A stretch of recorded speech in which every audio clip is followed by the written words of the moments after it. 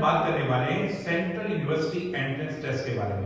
आप लोगों ने इस नाम को बार बार सुना है, बहुत बज़ है, बट है क्या, क्यों हो रहा है, कैसे प्रिपेयर करना है और किन किन यूनिवर्सिटी के अंदर आप इसको अप्लाई कर सकते हैं, किन किन कोर्सेज के अंदर आप इसको अप्लाई कर सकते हैं। ये एक बहुत इंफॉर्मेटिव सेशन है हर उस बच्चे के लिए जो इस समय 10th से 11th में जा रहा है, और उस बच्चों के लिए तो बहुत इंपॉर्टेंट है जो 12th करके अब कॉलेज लाइफ में एंटर करने वाले हैं।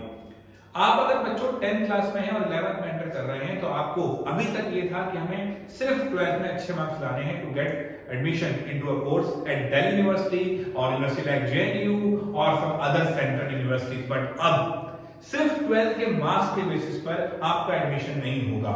ये भी ध्यान रखिए, ऐसा नहीं कहा गया है कि 12th के मार्क्स की वेटेज खत्म हो गई है माइंडेड, ऐसा नहीं कहा गया है कि 12th के मार्क्स की वेटेज खत्म हो गई है। कुछ लोग इस बारे में जो अफवाहें उड़ा रहे हैं उनसे बचें। ये पेपर आपके लिए एक स्टैंडर्डाइज्ड स्कोर पेपर होने वाला है।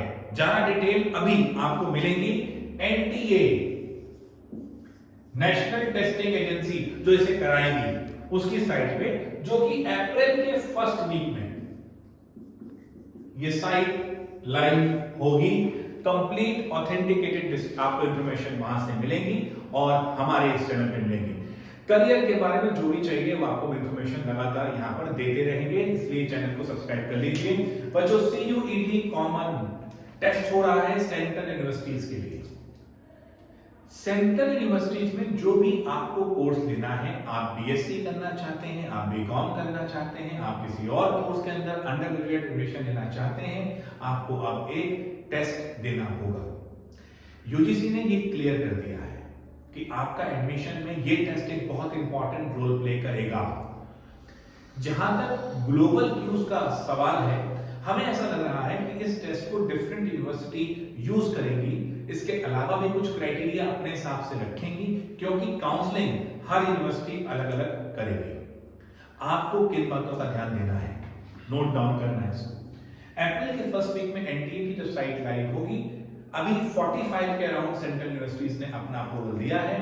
उन यूनिवर्सिटीज की साइट पे जाके आप देखेंगे कि कौन से कोर्स के लिए आपको कौन सा पेपर देना है। अब यहां सोचना बच्चों, ओवरऑल 27 डोमेन्स के अंदर आप सीयूईटी लिख सकते हैं। सीयूईटी में बेसिकली दो पेपर है। नंबर 1 पेपर में एक लैंग्वेज का पेपर है, एक लैंग्वेज का पेपर है, ये तो देना ही देना है। एक लैंग्वेज का पेपर है, उसके साथ साथ आपको 2 डोमेन सब्जेक्ट के टेस्ट देने हैं। नोट करते रहना, डोमेन सब्जेक्ट के टेस्ट देने हैं।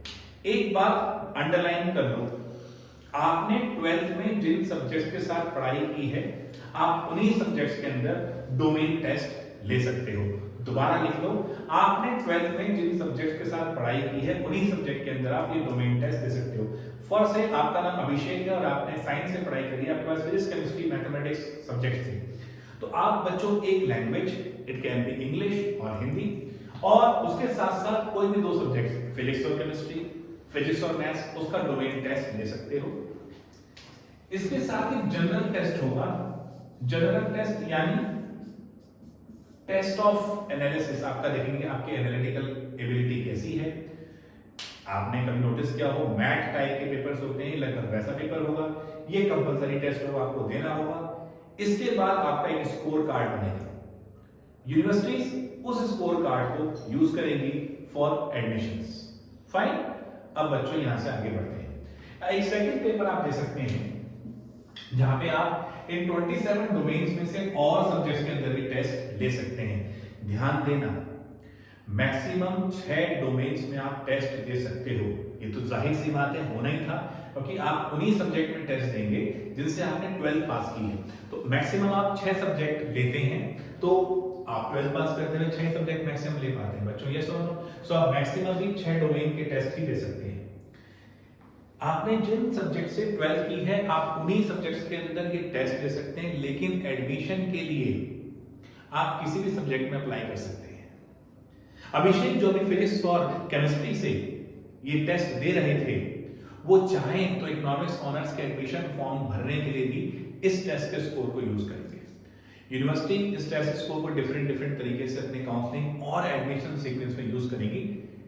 मे बी ध्यान रखना, मेरा जो इसमें विचार है वो ऐसा मुझे लग रहा है, जिस तरह कैट का एग्जाम होता है इंडिया में, उसमें आपने देखा है कैट में 100% लाके भी ऐसा पक्का नहीं कि आपका IIM अहमदाबाद मिल जाएगा, क्योंकि आपकी पूरी प्रोफाइल है, आपके 10-12 के मार्क्स हैं, आपके को करिकुलर एक्टिविटीज है, सबको मिला के आपका एक फाइनल रिजल्ट तैयार होता है। उसमें कैट की परसेंटेज दी जाती है 60%, 70%। ठीक वैसे ही ऐसा अंदाजा है कि आपका जो क्यूएट का पेपर है, CUET का पेपर है, क्यूट पेपर है, इस पेपर के भी स्कोर कार्ड को डिफरेंट यूनिवर्सिटी अपने एडमिशन प्रोसेस के लिए यूज करेंगी। मे बी 60%, 70% और मे बी 100%, it depends on university to university. So ये चीज आप ध्यान रखेंगे, this score card is really important. Purpose क्या है बच्चों इस पेपर का? अगर आपने ध्यान से मेरी बातें, मेरे लेक्चर पहले भी सुने हैं, आपको ये आइडिया था, मैं बहुत पहले से कह रहा था, पोस्ट कोविड वर्ल्ड में आप एंटर कर रहे हैं, सिर्फ याद करने वालों का फ्यूचर नहीं है। अगर आप समझते नहीं है, अंडरस्टैंडिंग नहीं है, आप सोच नहीं पाते, तो आपके लिए डिफिकल्ट है। ये CUET का पेपर उसी की तरफ आपको एक इशारा दे रहा है। तो बच्चों मेरा आपसे ये रिक्वेस्ट है कि वाकई में सही मायने में पढ़ने के लिए कोशिश कीजिए। याद करके अब सिर्फ भरोसा कुछ नहीं होने वाला, करियर बनने नहीं वाला। आपको याद करने के साथ साथ समझना, समझ के आगे बढ़ना भी जरूरी है। किस तरीके से क्रिटिकली आप सोच सकते हैं, किस तरीके से क्रिएटिवली आप सोच सकते हैं, कैसे अपनी एबिलिटीज को एनहांस कर सकते हैं, ये जानने के लिए टाइम टू टाइम मैं डॉक्टर गौरव शर्मा सेशन लेके आपके साथ आता रहूंगा। आप इस चैनल को सब्सक्राइब कीजिए, लाइक कीजिए और शेयर कीजिए, सो दैट आपको ये इन्फॉर्मेशन मिलती रहे और कोई भी इन्फॉर्मेशन आप मिस ना कर जाएं। तो आई होप CUET को लेके ये जनरल इंट्रोडक्शन आपको समझ में आ गया है। आपके और कोई क्वेश्चन है तो आप हमारे टेलीग्राम चैनल पे पोस्ट कर सकते हैं, मैं उसको आंसर जरूर करूंगा बच्चों। All the best.